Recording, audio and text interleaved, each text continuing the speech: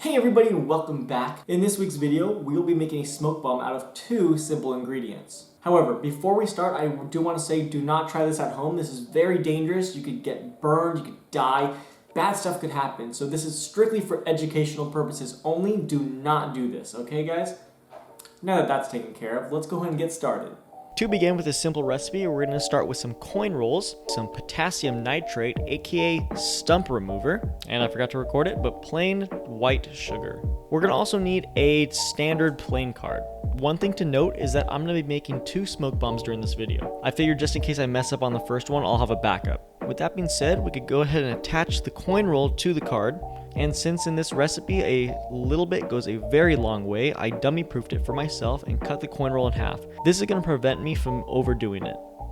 And just like that, that was the first half of the smoke bomb. That is complete body, and we can move on to the actual smoke bomb mixture.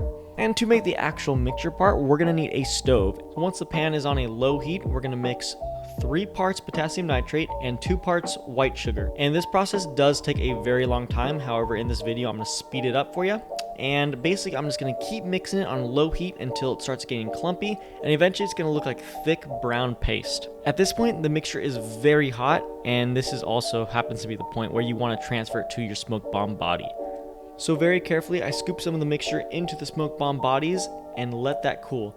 And once the mixtures are hardened inside the bodies, they are ready to light and produce smoke. So here's a quick example of me lighting one. And as you can see here, this small little smoke bomb produces a lot of smoke. And unfortunately, I did have to extinguish this pretty soon after lighting it because I have some weird burn laws in my city and I would get in pretty big trouble if they found out I was doing this. But that is it, guys. Thank you so much for watching. Please remember to like, comment, and subscribe, and let me know what you want me to do next.